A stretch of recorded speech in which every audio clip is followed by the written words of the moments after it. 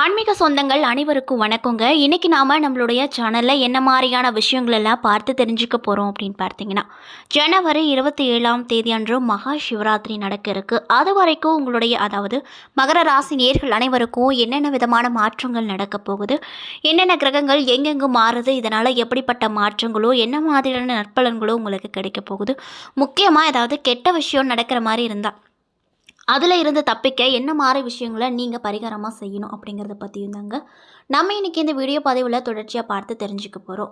இந்த பதிவில் சொல்லப்படக்கூடிய அனைத்து விதமான தகவலுமே மகர ராசி அன்பர்கள் அனைவருக்குமே பயன் தரக்கூடிய விஷயங்களாக தான் இருக்கக்கூடுங்க. ஸோ வீடியோவை ஸ்கிப் பண்ணாமல் தொடர்ச்சியாக பாருங்கள்.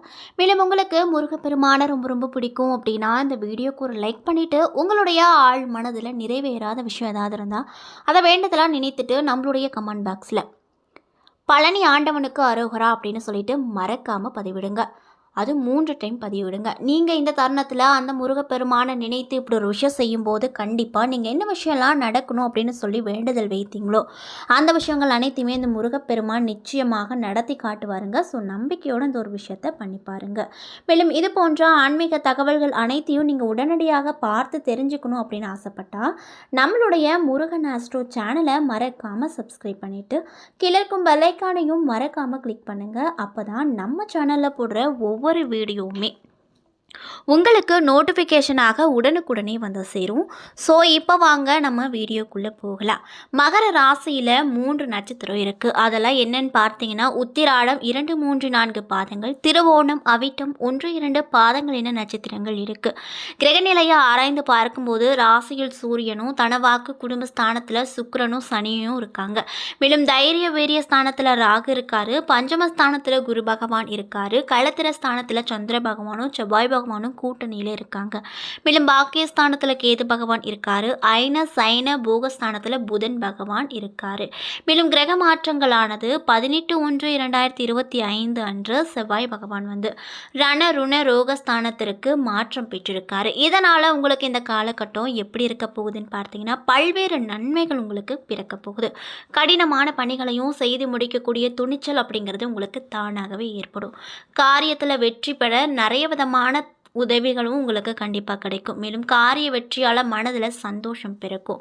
இருக்கும் இடத்தை விட்டு விட்டு வெளியில் சென்று தங்க நேரிடும். தொழில் வியாபாரம் வேகமாக சூடு பிடிக்கும். அது மட்டும் இல்லாமல் புதிய ஆர்டர்கள் கிடைக்கும். தொழில் மற்றும் வியாபாரம் பற்றிய மனதில் இருந்த கவலைகள் நீங்கி தைரியம் உங்களுக்கு பிறக்கும் அப்படின்னு சொல்கிறாங்க. அதே போல் உத்தியோகத்தில் இருப்பவங்களுக்கு அலுவலகத்தில் கொடுத்த வேலையை சிறப்பாக செய்து முடிப்பீர்கள். அலுவலக வேலையாக வெளியூர் செல்ல நேரிடும். மேலும் கணவன் மனைவிக்கிடையே இருந்து வந்த மன வருத்தங்கள் அனைத்துமே குறைய போகுது. அது மட்டும் இல்லாமல் குடும்பத்தில் இருப்பவர்களின் ஒத்துழைப்பு அதிகமாக உங்களுக்கு இந்த காலகட்டத்தில் கண்டிப்பாக கிடைக்கும். மேலும் பிள்ளைகளின் மீது கவனம் தேவை. வாகனங்களால் செலவு இருக்கும். குடும்ப உறுப்பினர்களின் உடல்நிலையில் கவனம் தேவை. மேலும் பெண்களுக்கு மனதில் மகிழ்ச்சி உண்டாகும்படியான சூழ்நிலைகள் வரப்போகுது. அது மட்டும் இல்லாமல் வெளியூர் பயணம் செல்ல நேரிடும். மாணவர்களுக்கு பாடங்கள் படிப்பது மனதில் மகிழ்ச்சி உண்டாகும். தேர்வில் அதிக மதிப்பெண் குறிக்கோளோடு செயல்படுத்துவீங்க. அதாவது மதிப்பெண் அதிகமாக எடுக்க குறிக்கோளோடு நீங்கள் பாடங்களை கற்பிப்பீங்க அப்படின்னு சொல்கிறாங்க. மேலும் நீங்கள் என்ன மாதிரி விஷயங்களை பரிகாரமாக செய்யணும்னு பார்த்தீங்கன்னா சனிக்கிழமையன்று சனி பகவானுக்கு தீபம் ஏற்றி வணங்கி வழிபட்டு வர உடல் ஆரோக்கியம் பெறும், கஷ்டங்கள் அனைத்தும் குறையும் அப்படின்னு சொல்கிறாங்க. ஸோ மகர ராசி நேயர்கள் யாராவது இந்த பதிவை பார்த்துட்ருக்கீங்க அப்படின்னா நான் சொன்ன மாதிரி தொடர்ச்சியாக சனிக்கிழமை அன்னைக்கு சனி பகவானுக்கு தீபம் ஏற்றி வழிபட்டு பாருங்கள். உங்களுக்கு எந்த விதமான பிரச்சனையாக இருந்தாலுமே அதற்கு ஒரு நல்ல ரிசல்ட்டு கண்டிப்பாக சனி பகவான் உங்களுக்கு கொடுப்பாரு. அது மட்டும் இல்லாமல் பணவரவு அப்படிங்கிறது உங்களுக்கு திருப்தி தரக்கூடிய வகையில் இருக்கக்கூடும். ஆனாலுமே தேவையற்ற செலவுகளால் மன சஞ்சலம் உண்டாக்கும். உறவினர்களாலும் நண்பர்களாலும் தேவையற்ற பிரச்சனைகள் ஏற்படும். அப்படின்றதுனால பொறுமையோடு அவர்களிடம் நீங்கள் பேசியிருப்பது நல்லது. திருமண வயதில் இருக்கக்கூடிய மகன் அல்லது மகளின் திருமண முயற்சிகள் சாதகமாக முடியும். அலுவலகத்தில் வேலை சுமை அதிகரிக்கும். உங்கள் வேலைகளை மற்றவர்களிடம் ஒப்படைக்க வேண்டாம். உங்களுக்கு கொடுக்கப்பட்ட வேலையை நீங்கள் பாருங்கள். மேலும் அதிகாரிகளிடம் வாக்குவாதம் பேச வேண்டாம். வியாபாரம் சற்று மந்தமாக தான் உங்களுக்கு இருக்கும். லாபம் குறைவாக தான் கிடைக்கும். சக வியாபாரிகளோடு மனசுதாபம் ஏற்படக்கூடும். அப்படின்றதுனால பக்குவமாக நடந்து கொள்வது நல்லது. மேலும் குடும்பத்தை நிர்வகிக்கக்கூடிய மகர ராசி பெண்களுக்கு சிறு சிறு பிரச்சனைகள் தோன்றி அதற்கு பின்னர் சரியாக சரியாகிவிடும். வேலைக்கு செல்லக்கூடிய பெண்களுக்கு அனுகூலமான நாட்களாக கண்டிப்பாக இருக்க போகுது. மேலும் உங்களுக்கு அதிர்ஷ்டம் தரக்கூடிய நாட்கள் 25, அதிர்ஷ்டம் தரக்கூடிய எண்கள் 4, 6 அப்படின்னு சொல்கிறாங்க. அது மட்டும் இல்லாமல் இந்த காலகட்டத்தில் உங்களுக்கு சாதகமாக இருக்கக்கூடிய விஷயங்கள்லாம் என்ன அப்படின்னு பார்த்தீங்கன்னா, 5வது இடத்துல குரு இருப்பதும் அவர் ராசியை பார்ப்பதும் ராசியில் இருக்கக்கூடிய சூரியனின் வெப்பத்தை குறைக்கும். மேலும் 2வது இடத்துல அமர்ந்து இருக்கக்கூடிய சுக்கிரன் யோகத்தை வழங்குவார்.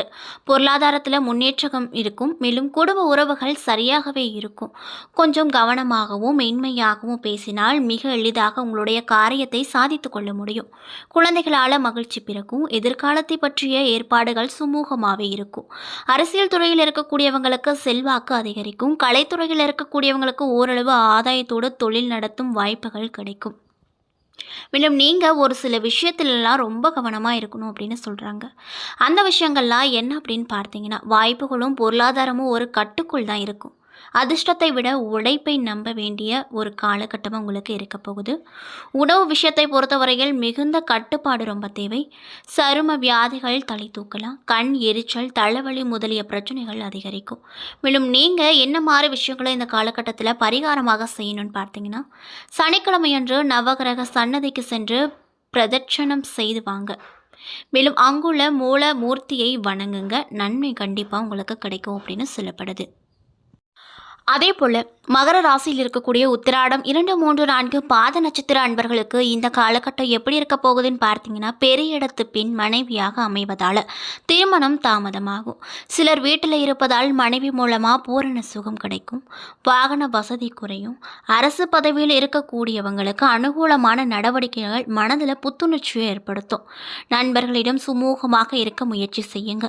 பயணங்கள் செலவுகள் அதிகமாகும். அதனால் பணமுடிவு இருக்கக்கூடும் அப்படின்னு சொல்கிறாங்க. மேலும் பணி புரிபவர்களுக்கு வேலையில் சிரத்தையும் மாணவர்களுக்கு கல்வியில் தேர்ச்சியும் உண்டாகும். அரசு பதவியில் இருக்கக்கூடியவங்களுக்கு மேலதிகாரிகளின் தயவால் அனுகூலமான பலன்கள் அடைவீங்க. பயணங்களில் எச்சரிக்கை ரொம்ப தேவை.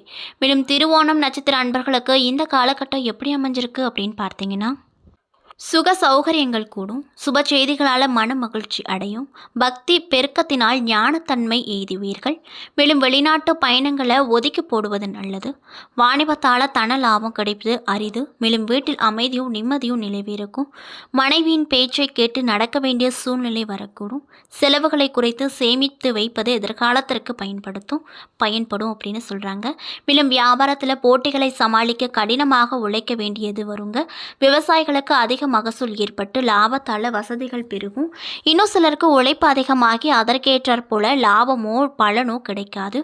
புத்தி தெளிவு மற்றும் செயல்திறன் அதிகரிக்கும். மேலும் அவிட்டம் 1 மற்றும் 2ஆம் பாத நட்சத்திர அன்பர்களுக்கு இந்த காலகட்டம் எப்படி அமைஞ்சிருக்கு அப்படின்னு பார்த்தீங்கன்னா, தொலைதூர பயணங்கள் செல்வதை ஒத்தி போடுவது நல்லது. வலைத்தளம் மூலமாக உதவிகரமான புதிய நண்பர்கள் கிடைப்பாங்க. எழுத்து தொழிலில் முன்னேற்றம் கிடைக்கும். தாய் மாமனுக்கும் நன்மை ஏற்பட போகுது. இன்னும் சிலருக்கு கௌரவ பட்டங்கள் கிடைக்கும். இரவு பயணங்களில் எச்சரிக்கை ரொம்ப தேவை. பல திசைகளில் இருந்து பணம் கூடுதலாக கிடைக்கும்.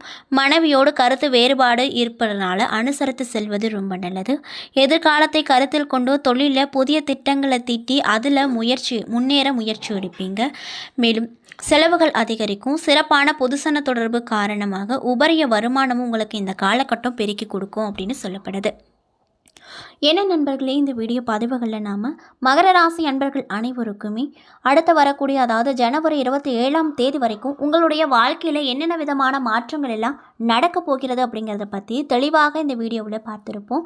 இந்த பதிவில் சொல்லப்பட்டிருக்கக்கூடிய அனைத்து விதமான தகவலுமே உங்களுக்கு பயன் தரக்கூடிய விஷயங்களாக தான் இருக்கக்கூடுங்க.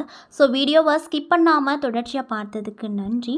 மேலும் உங்களுக்கு இது போன்ற ஆன்மீக தகவல்கள் அனைத்தையும் நீங்கள் உடனடியாக பார்த்து தெரிஞ்சுக்கணும் அப்படின்னு ஆசைப்பட்டால் நம்மளுடைய முருகன் ஆஸ்ட்ரோ சேனலை மறக்காமல் சப்ஸ்கிரைப் பண்ணிவிட்டு கீழே இருக்கும் பெல்லைக்கானையும் மறக்காமல் கிளிக் பண்ணுங்கள். அப்போ தான் நம்ம சேனலில் போடுற ஒவ்வொரு ஆன்மீக தகவலுமே உங்களுக்கு நோட்டிஃபிகேஷனாக வந்து சேரும். மேலும் உங்களுக்கு முருகப்பெருமானை ரொம்ப ரொம்ப பிடிக்கும் அப்படின்னா இந்த வீடியோக்கு ஒரு லைக் பண்ணிவிட்டு உங்களுடைய ஆள் மனதில் நிறைவேறாத விஷயங்கள் ஏதாவது இருந்தால் அதை வேண்டுதலாக நினைத்து கொண்டு நம்மளுடைய கமெண்ட் பாக்ஸில் பழனி ஆண்டவனுக்கு அரோகரா அப்படின்னு சொல்லிட்டு மறக்காமல் 3 முறை பதிவு பண்ணுங்கள். நீங்கள் இந்த சமயம் அந்த முருகப்பெருமானை நினைத்து இப்படி ஒரு விஷயம் செய்யும்போது கண்டிப்பாக நீங்கள் என்ன விஷயம்லாம் நடக்கணும் அப்படின்னு சொல்லி வேண்டுதல் வைத்தீங்களோ அந்த விஷயங்கள் அனைத்தையுமே இந்த முருகப்பெருமான் நிச்சயமாக நடத்தி காட்டுவார். ஸோ நம்பிக்கையோடு இந்த ஒரு விஷயத்தை பண்ணி பாருங்கள். நன்றி.